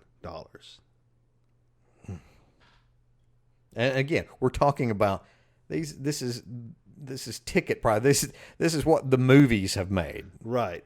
Not excluding any merchandising. Right. Any other. Yeah. Amazing. Or the upcoming. Well, it's open now. The Star Wars Galaxy's Edge. Right. Yeah, we've got to get out there. The one in Florida's open. What? The one in Florida has been open. Yeah. We got to get to it. So what could possibly? We're talking about $15 billion franchise. What in the world can top Star Wars? This will probably come at a surprise to some of our Nobsters out there. It kind of did to me. Coming at number 2 on our franchise list, we go from C-3PO to 007. Indeed. Mr. Bond. James Bond. Wow. All right. Yeah, I probably would have, initially in my head, I had that flip-flop on 2 and 3. I thought Bond might have come in 3rd and Star Wars 2nd. But, it helps when you realize Bond, and look, and no knock, I love Bond, most Bond movies. Mm-hmm. But we're talking about a franchise that's had 25 titles, starting back with Dr. No back in, it was either 61 or 62. So, its longevity has helped it along pretty good. I'm curious as to what, I know that you've been doing all sorts of numbers here. What does it rank, or what is the average per title? For the Bond movie? Right. Or Bond franchise? The adjusted title average is $542 million. The average, okay, the average. So that comes in. I know it says ranked by franchise profit, and it comes in. So it comes at 28 there. Right, It's a little bit lower, but I guess I don't want to carp on the bad news for Bond. Let's talk about the good. The good news. Yeah, this is another thing where you've got to. So, who's the best? You hear, is it Sean Connery who originated the role? Was it Roger Moore? Pierce Brosnan, Daniel Craig, who's now playing Bond at least one more time. And there was George Lazenby, who played him one time. And Timothy Dalton. Oh, did I not mention Dalton? Yeah. So that's quite a few Bonds. Been quite a few Bonds. Yeah, that's always a good argument. And we're supposed to have a new one after Craig, right? Have they? Right. Well, we don't know. They haven't decided. Haven't decided yet. So there's been a couple of candidates thrown about, I guess, by various people across the interwebs. One of the more interesting ones I thought was, although I'm not for sure what his age is now, and I don't know how many times he would be able to play him, but one of the possibilities thrown out there was Idris Elba, which would be certainly, a different take, a new take on Bond. And I'm all in for that. I'm game for that. Elba's a great actor, and I would love to see him try it. But I don't know how many, like I say, I don't know how many episodes, how many movies we could get out of him. I would like to see him in the role, too. I'm a huge fan of his. And to shake it up. People didn't want Craig initially, right? Right. And I think he's number 2 in the Bonds. Sean Connery, Sir Sean Connery, holding the number 1. Right. I think it's between those two. And I'm kind of like you. It's hard to get Sean, as good as Daniel Craig's been, it's still hard to shake the image of Sean Connery as 007. But Craig has given it his best, definitely. And it's taken it in a different direction. Bond is not quite as super smooth, anymore. He's a bulldog, a spy that just keeps coming after you. It harkens back to our early discussion about Batman. The Tim Burton Batman compared to Nolan's Batman. You got the more of the fantasy with Sean Connery version of James Bond versus the realism of Daniel Craig's. That's a good point. Bond. Excellent. Yeah. You've got. It just seems Craig does seem more realistic. It's Bond is done by Connery is more of a romanticized version of what we used to believe a spy acted like. So yeah. So, like we talked about with Star Wars, what are some of the enduring elements that have kept the James Bond franchise going for all these years? Well, wow, there's a lot, right? There you've got.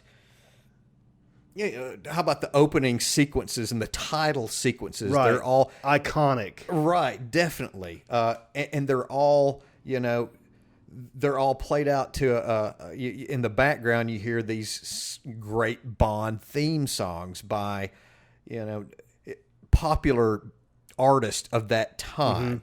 And there's been some really, really good ones. Live and Let Die with Paul McCartney, Goldfinger. There's just been, I think of those. And then the Bond girls, all these beautiful Bond girls. The Bond cars. The Bond cars. The Bond gadgets. The Bond villains. Yes. Blofeld. And oh, yeah. This is making me want to, I've got the complete, collection of Bond movies. Makes me want to go back and watch a couple of those after we're done tonight. So have you got like a favorite Bond movie? Is there I'm thinking Skyfall. It's probably my favorite. Yeah, it's up there for me too. It's just overall, it's such a well-made, and not just a well-made Bond. That's just a class movie all the way around. Love that movie. I might have to go with a different, and we were talking about, Sean Connery may be the definitive Bond, but I think I might have to pick another Daniel Craig movie, Casino Royale. For some reason, that movie got me. Loved that flick, and then of the Connery movies, Goldfinger was so good. I like GoldenEye, but not so much for the movie itself, but from the video game. I've heard so many. Look, I'm not the big. Everybody around me that knows me knows I'm not the biggest video gamer in the world. but I've talked to so many people that love that video game. And I still think that's the best Brosnan Bond movie. He was always, I'd always thought, before he was hired, I was like, man, that's the next guy, right? After Dalton was gone, that's the guy. And they got him. I'm like, all right. And I don't know. It just, he was always just a little bit too stiff. He was all right, but he just.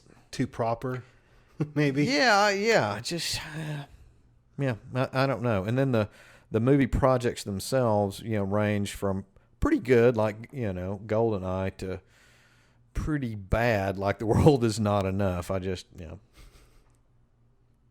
Well, they all, 25, I guess they all can't be. They all can't be gems. So box office wise, let's see here.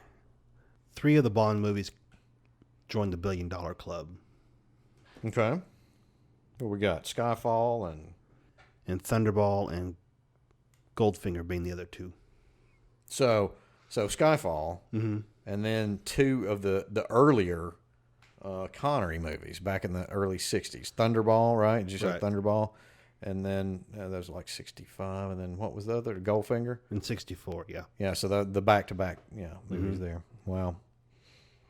Well, yeah, I certainly, like I say, that's so many young boys want to play spy. Well, young boys, heck, and then you grow older, and then you still want to be. You still want to be a spy. But then you can afford the car. Oh, yeah, I don't know if you can afford the Bond. I don't think we can afford the Bond cars. I wish. One day. Okay, so here we are. The journey's end. We are standing now at the top of the mountain.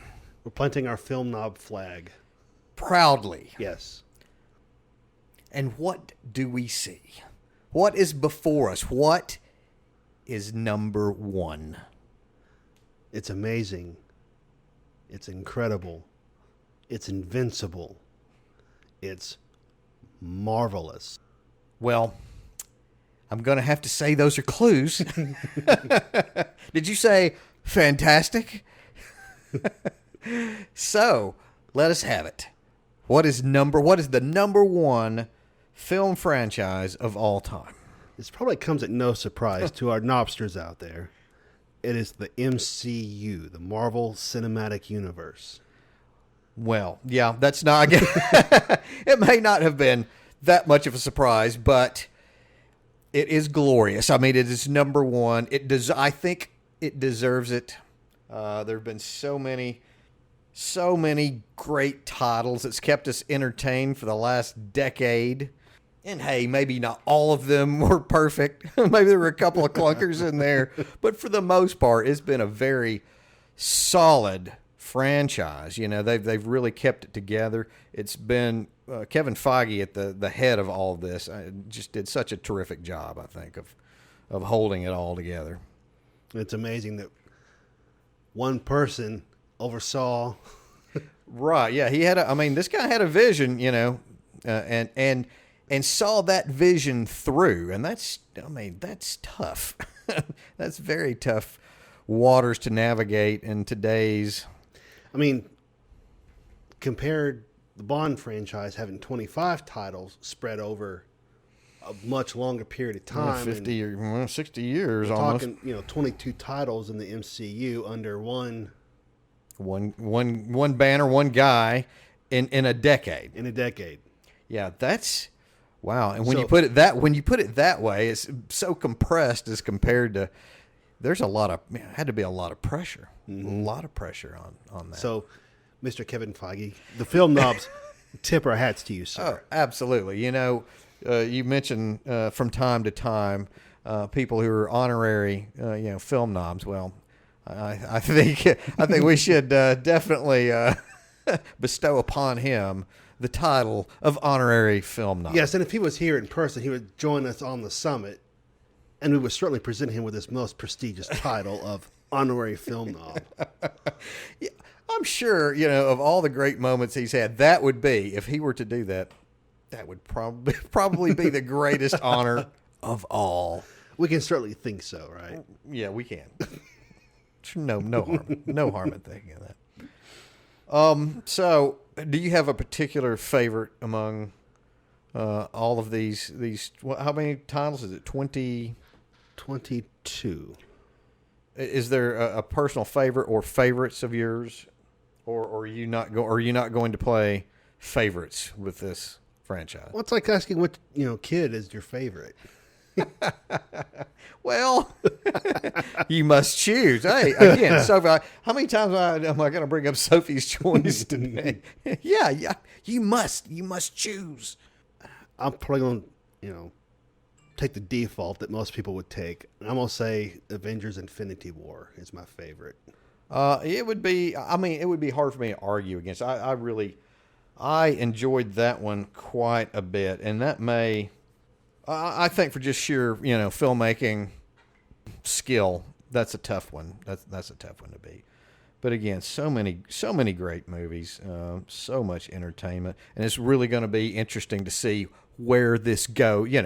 After such a massive undertaking, now we've kind of we're not completely starting over, obviously, but they're going to have to reconfigure things. Right. They're in seems like a rebuilding process. Exactly. They're like the Kansas City Royals, right? No, wait a minute. No, they're not. They're not. They're not that bad off. They're rebuilding, but wow. Yeah, but you get my point. Right. It's like rebuilding a sports dynasty after winning so many championships. Right. Exactly. Yeah. It's something that eventually the New England Patriots are going to have to, once Tom Brady retires or Bill Belichick. Unless they clone him in the next, that's 4 years. It could be possible. So, what kind of numbers we've got here? I guess we need to kind of go through some of these numbers. What is the overall gross for this franchise? It is truly in a category unto itself.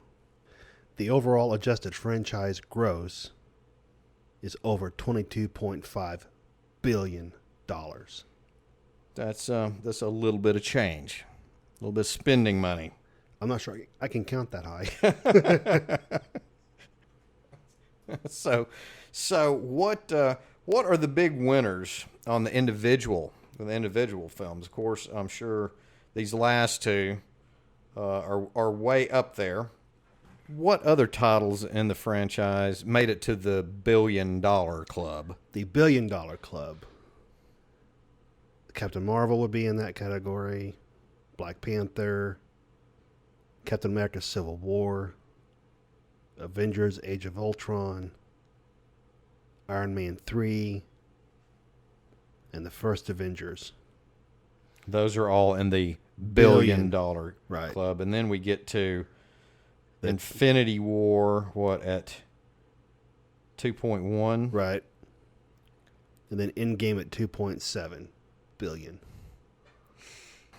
Wow. So let me ask you something. Is there anything, what did Feige do right? What did he know that made this series the success that it is? Why do you think these have played so well as a group overall? Like I said, there's only been 2 or 3 runts in the litter, really. Mm-hmm. Why, what did they know? What did they do to set it apart? I think it's a perfect storm. The lightning in the bottle. It harkens back to what Star Wars had. These had believable characters, had the perfect actors in the perfect roles. Right.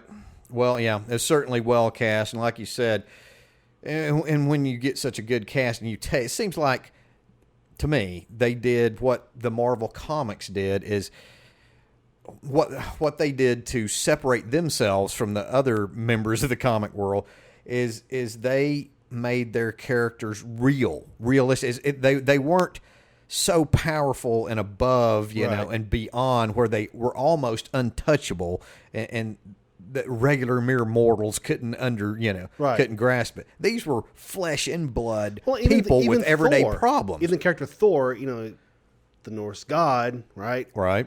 He's very much human. Right. Yeah, and he is afflicted with the same foibles that we all are afflicted with. Right. He doesn't say, even though he is that God-like character, we can see ourselves in him. Right. And to me, that was always why I always had a problem with the Superman character in and of itself. It's like it's so perfect almost that it was unrelatable. Right. Just couldn't relate to it. Marvel just was able to put their finger on the pulse of what makes people really tick. Well, on that note, the only DC character that maybe people could relate to that wasn't a god, or goddess was Batman. Right. Batman himself has no superpowers except for what Ben Affleck said. He has money. Right. He's rich. Right. He's rich. That's his superpower. But he had flaws. Right. Human flaws that people could see in themselves. Yeah. I think that's where Marvel just got it right on the head. We all, despite their superpowers, and they had some really incredible, superpowers, they were still, we could see them as they were one of us. All of them were, right. Like part of us. So. And to your point, so you start with good, solid characters, and you start with solid scripts, and you keep layering it. So you got great actors, great directors, great special effects. It just all comes together. Yeah, of course, like you say, you were talking about with scripts. It's hard to make a good movie. It's hard to make. I'm talking about a really good movie without a good script. I'm still convinced that that's at the core. You got to have those qualities in that on the page, on the paper. Once you get that, then you go find yourself, the best people available for whatever job you need, and they certainly they did that. So it'll be interesting to see if they can continue the MCU tradition, I guess we could say. Sure. Yeah. It's going to be a tough, into the next decade. And that's going to be a tough thing to do. You're always measured against, hey, what's the last thing you did? So right. I mean, if we have the same list, say 5 years from now, I don't see anything, assuming, the MCU keeps expanding, right? I don't see anything that will come close to touching, the future numbers. So I think the MCU is going to be the number one franchise for a long time. Right. Star Wars is going to make a lot more money coming up here pretty soon, but it's still not going to. It's not going to catch. It's not going to catch this. Right. I could see Star Wars catching James Bond. Sure. Yeah. Even though Bond is going to continue, it just doesn't come out as often as the Star Wars movies do. They tend to come unless they do one-off Star Wars stories like Solo or Rogue One. They tend to come out, 3 at a time. Right. So you compare 3 movies to one, and they crack $1 billion. Well, right now there's nothing to compare to the Marvel Cinematic Universe. And there's nothing to compare to the fun time I've had of going along this journey with you here over these last few episodes. This has been a blast. I've really enjoyed this. It was fun putting together the spreadsheet, inspired really by the numbers. Yeah. So we definitely need to, even though I've had a couple of little quibbles with some of their things, we definitely owe them a bit of thanks for putting that out. It's been a very helpful tool for us to go along on our own path with this. So I can't wait to see what's coming up next. We've got to figure out how to top this, right? True. We ourselves find ourselves in the Marvel Cinematic Universe situation. Wink, wink. He says with all modesty. We are in an episodic rebuilding mode. Right, we will be after this. Well, I think it is probably time to put this puppy to bed. But once again, thank you all for listening. It's been a lot of fun.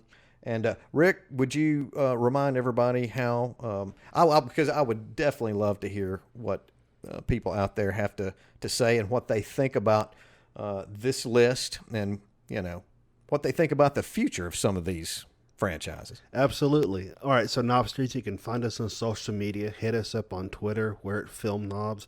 We have a Facebook page, an Instagram account, a Pinterest board. You can listen to the podcast on iTunes, Spotify, SoundCloud, Stitcher, and Libsyn. And B-Man? And we certainly do look forward to hearing from you. Until the next episode, everybody take care.